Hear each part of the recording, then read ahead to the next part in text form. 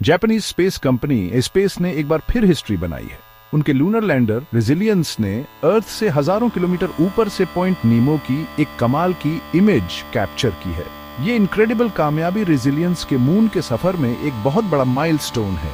ये space exploration में private companies की बढ़ती हुई कैपेबिलिटीज को भी हाईलाइट करता है। ये इमेज, जिसे आईस्पेस ने जनवरी 29, 2025 को रिलीज किया था, स्पेस की विशालता और रेजिलियंस के टेक्निकल कमाल को दिखाता है। ये आईस्पेस टीम की मेटिकुलस प्लानिंग और एग्जीक्यूशन का प्रमाण है।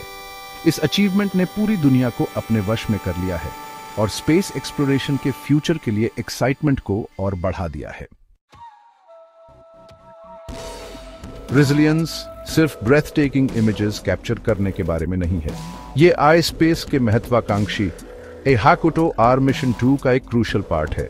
इस मिशन का एम सस्टेनेबल लूनर एक्सप्लोरेशन और रिसोर्स यूटिलाइजेशन को डेमोन्स्ट्रेट करना है। जनवरी 15, 2025 को लॉन्च किया गया। रेजिलियंस मून के 4 महीने के सफर पर है।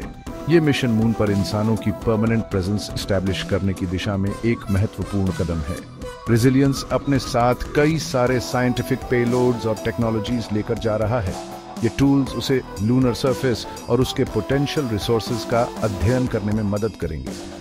मिशन की सक्सेस फ्यूचर लूनर आउटपोस्ट्स और साइंटिफिक डिस्कवरीज के लिए रास्ता तैयार करेगी।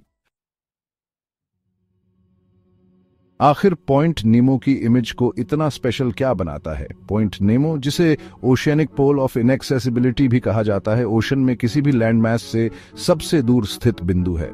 साउथ पैसिफिक ओशन में स्थित ये एक रिमोट और डेसोलेट लोकेशन है, जिसने इसे अर्थ्स लोनलीस्ट पॉइंट का निकनेम दिया है। दिलचस्प बात यह है कि पॉइंट नीमो को स्पेसक्राफ्ट ग्रेवयार्ड के नाम से भी जाना जाता है। इसकी रिमोटनेस की वजह से डिकमीशन्ड सैटेलाइट्स और स्पेसक्राफ्ट को अक्सर जानबूझकर वहां क्रैश किया जाता है। ये प्रैक्टिस डिब्री के इनहैबिटेड एरियाज पर गिरने के रिस्क को कम करता है। रेजिलियंस की इमेज इस इंट्रीगिंग लोकेशन पर एक यूनिक पर्सपेक्टिव प्रदान करती है, जो स्पेस एक्सप्लोरेशन में इसके आइसोलेशन और सिग्निफिकेंस को हाईलाइट करती है।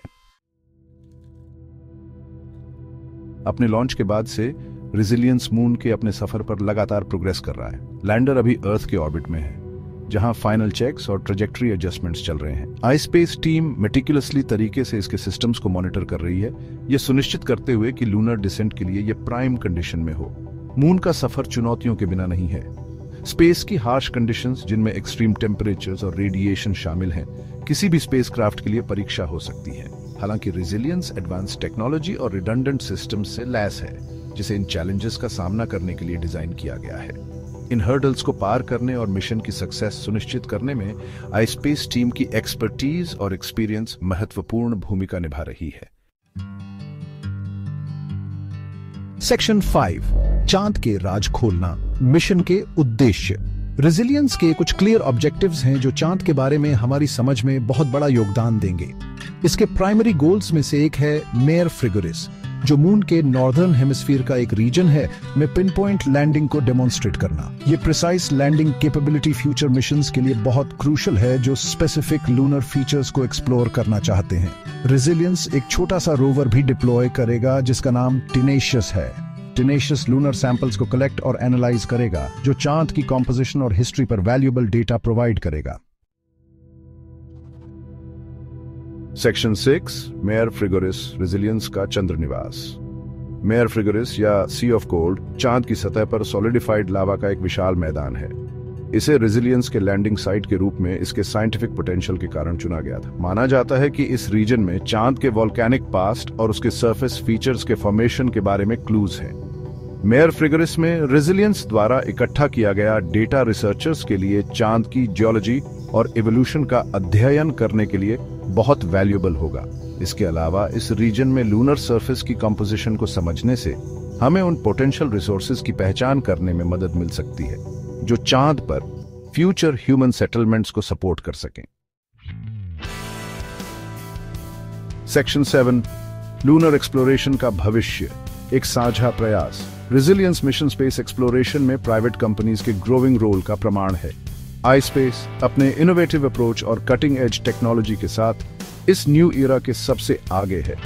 उनकी सक्सेस एक ऐसे फ्यूचर का रास्ता बनाती है जहां स्पेस एक्सप्लोरेशन सिर्फ गवर्नमेंट एजेंसीज तक सीमित नहीं रहेगा। यूनिवर्स के बारे में हमारी समझ को आगे बढ़ाने के लिए प्राइवेट कंपनीज, स्पेस एजेंसीज और रिसर्च इंस्टीट्यूशंस के बीच कोलैबोरेशन बहुत जरूरी है। रिसोर्सेज, एक्सपर्टीज और डेटा को शेयर करके हम डिस्कवरी की गति को तेज कर सकते हैं और स्पेस के रहस्यों को एक साथ अनलॉक कर सकते हैं। Section 8 space, private space exploration में अग्रणी। आईस्पेस एक जापानीज प्राइवेट स्पेस कंपनी है जिसका एक क्लियर विजन है ह्यूमन प्रेजेंस को स्पेस में फैलाना और लूनर एक्सप्लोरेशन के माध्यम से एक सस्टेनेबल वर्ल्ड बनाना। 2010 में स्थापित कंपनी तेजी से कमर्शियल स्पेस इंडस्ट्री में एक की प्लेयर बन गई है। लूनर एक्सप्लोरेशन पर आईस्पेस का फोकस इस बिलीफ से उपजा है कि चांद ह्यूमैनिटी के लिए नई संभावनाओं को अनलॉक करने की है। मून पर अपनी प्रेजेंस एस्टैब्लिश करके हम वैल्यूएबल रिसोर्सेज तक पहुंच सकते हैं, साइंटिफिक रिसर्च को आगे बढ़ा सकते हैं और इकोनॉमिक ग्रोथ के नए अवसर पैदा कर सकते हैं।